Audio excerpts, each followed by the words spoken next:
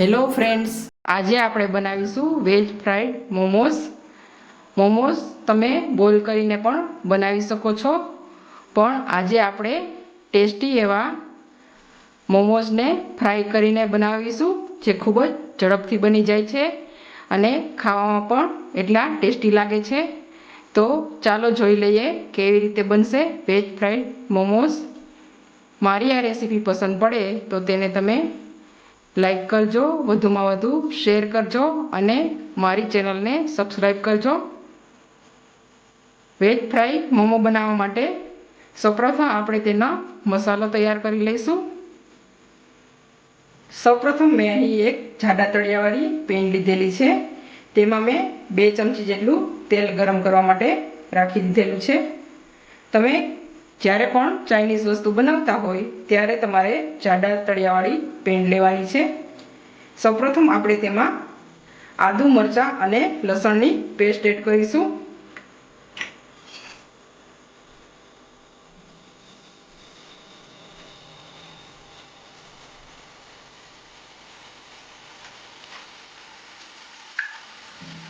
Paste થોડી સંતળાઈ જાય ત્યાર પછી આપણે ઝીણું સમારેલું ગાજર એડ કરીશું. મેં અહીં 1 ગાજર લીધેલું છે. ત્યાર પછી અહીં એક મોટી સાઈઝની ડુંગળી લીધેલી છે, તે આપણે એડ કરીશું. આપણે હાઈ ફ્લેમ ઉપર તેને 2 થી 3 મિનિટ માટે કૂક કરીશું.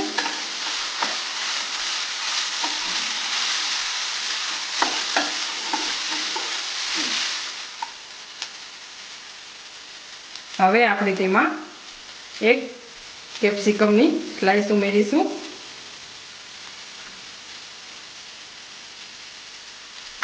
ત્યાર પછી તેમાં આપણે ઝીણી સમારેલી કોબી એડ કરીશું અને બધું સરખી રીતે મિક્સ કરી લઈશું.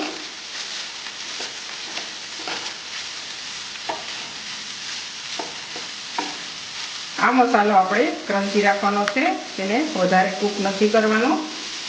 આપણે હવે તેમાં બધા સોસ એડ કરી દઈશું.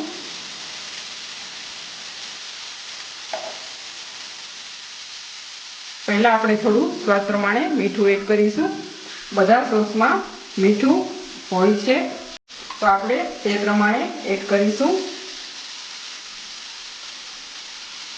1 ચમચી જેટલો ટોમેટો કેચઅપ એડ કરીશું.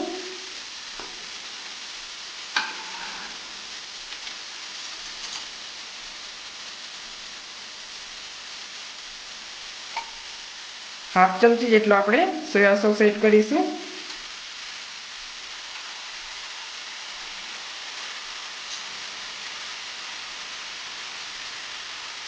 હાફ ચમચી જેટલો આપણે વિનેગર એડ કરીશું.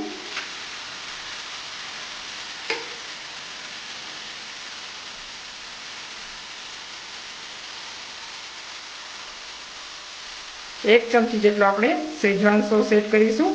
જો તમને વધારે તીખું પસંદ હોય તો તમે તેમાં વધઘટ કરી શકો છો. શેઝવાન સોસની રેસીપી મેં ચેનલ પર આપેલી છે, તેની લિંક હું ડિસ્ક્રિપ્શન બોક્સમાં આપી દઈશ, જેથી તમે તેમાં જોઈ શકો. આપણે બધા સોસ સરખી રીતે મિક્સ કરી લઈશું.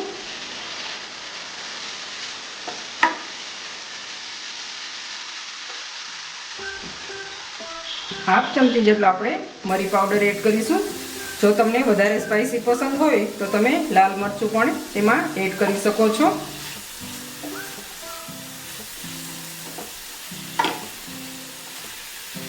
મેં ચેનલ પર ઘણી બધી ચાઇનીઝ રેસીપી આપેલી છે. મંચુરિયનની રેસીપી આપેલી છે, મંચાઉ સૂપની રેસીપી આપેલી છે, હક્કા નૂડલ્સની રેસીપી આપેલી છે.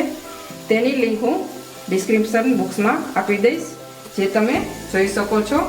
હવે આપણે આ મસાલામાં બાફેલા નૂડલ્સ એડ કરીશું, જેથી આપણે મોમોસનો સ્વાદ એકદમ સરસ આવે. જો તમારે નૂડલ્સ એડ ન કરવા હોય તો તેને તમે સ્કીપ પણ કરી શકો છો, પણ બાળકોને નૂડલ્સ ખૂબ જ પસંદ હોય છે. આપણે બધું સરખી રીતે મિક્સ કરી લઈશું.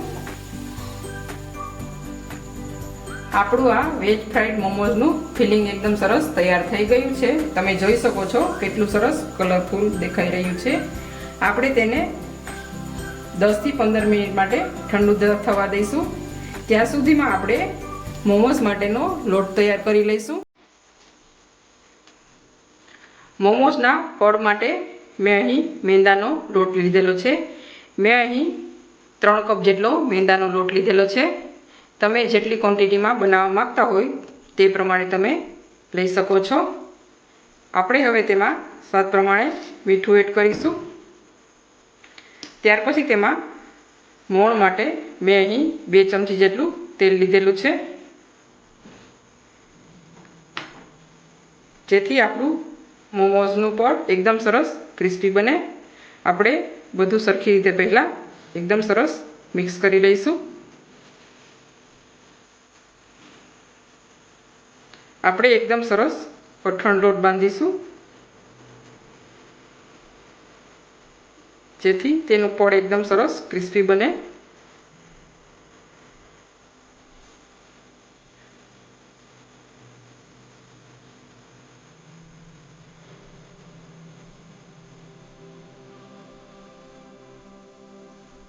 આપણે થોડું થોડું પાણી એડ કરતા જઈશું અને આપણે લોટ તૈયાર કરીશું.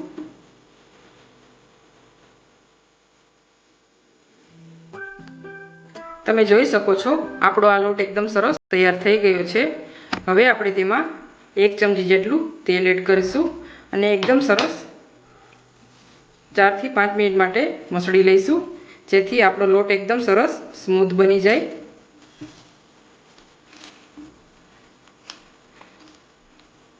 હવે આપણે મોમોઝને વણી લઈશું. સૌપ્રથમ મેં અહીં એક નાની સાઈઝનો લુઓ લીધેલો છે, તેને આપણે વણી લઈશું. એક નાની સાઈઝની પૂરીથી થોડું મોટું આપણે વણી લઈશું. આપણે એકદમ પાતળું પણ નહીં અને જાડું પણ નહીં, એ રીતના વણી લઈશું.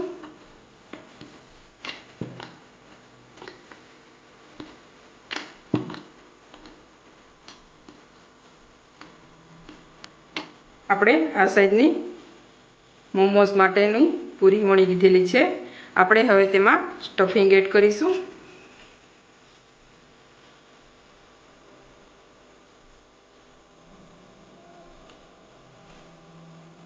આમાં સ્ટફિંગ થોડું આગળ પડતું રહેશે તો તમને મોમોનો ટેસ્ટ આવશે.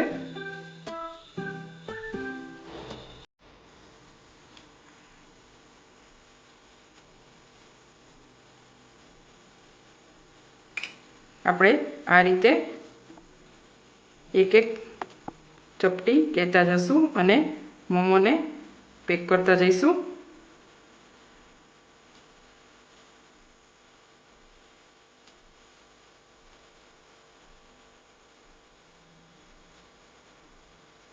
આ રીતે સરખી રીતે પ્રેસ કરી દઈશું.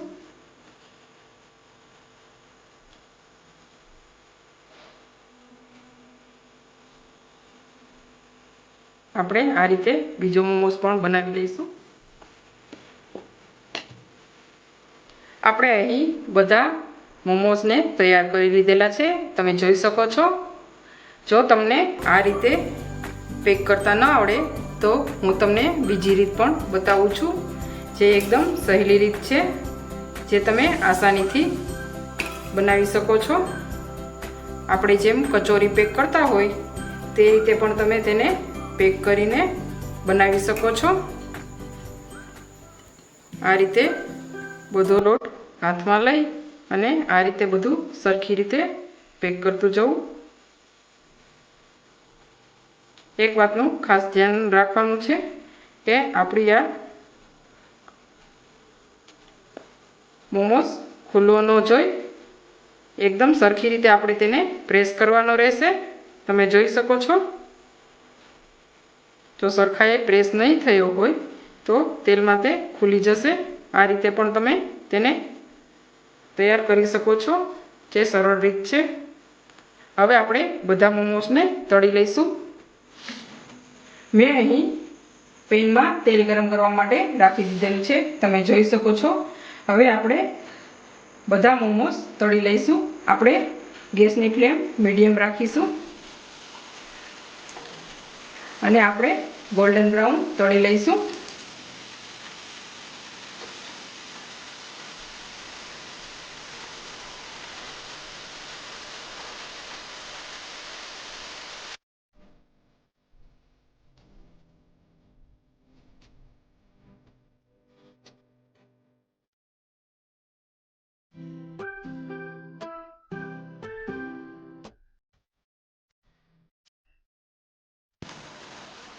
તમે જોઈ શકો છો આપણા ફ્રાઈડ વેજ મોમો એકદમ સરસ તળાઈને તૈયાર થઈ ગયા છે.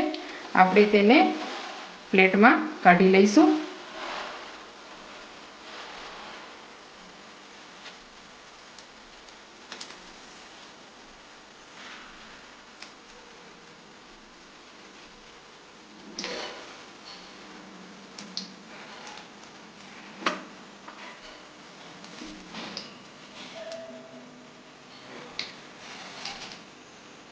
હવે આપણે આ મોમોઝને એક સર્વિંગ પ્લેટમાં કાઢી લઈશું. આપણા મોમોઝ તળાઈને તૈયાર થઈ ગયા છે. હવે મોમોઝ સાથે જે સોસ ખાવામાં આવે છે તે આપણે ઇન્સ્ટન્ટ તૈયાર કરીશું. મેં અહીં એક નાની સાઈઝની વાટકી લીધેલી છે. તેમાં આપણે 2 ચમચી જેટલો કેચઅપ એડ કરીશું.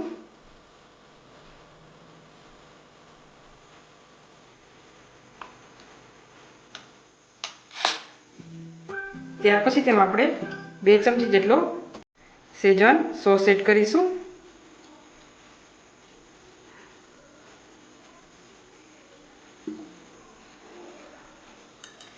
ત્યાર પછી તેમાં આપણે 1/2 ચમચી જેટલો સોયા સોસ એડ કરીશું. જો તમને સ્વાદમાં વધારે પસંદ હોય તો તમે તે એડ કરી શકો છો. સ્વાદ પ્રમાણે થોડું મીઠું એડ કરીશું. મીઠું બધા સોસમાં હોય જ છે. અને 1/2 ચમચી જેટલી આપણે અહીં ખાંડ એડ કરીશું.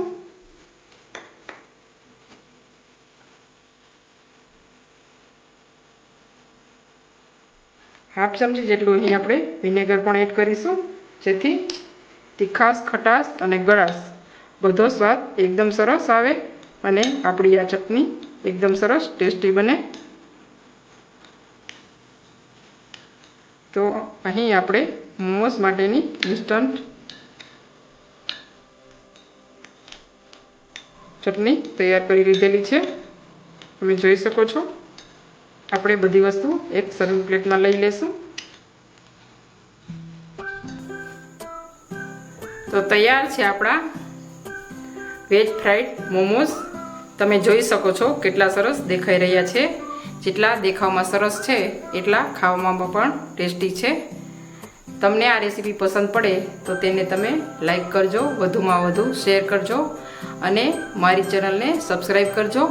જો મારી ચેનલ પર પહેલી વખત હોય તો તમે બેલ આઇકનને પણ પ્રેસ કરજો, જેથી મારા નવા વિડીયોની નોટિફિકેશન તમને મળતી રહે.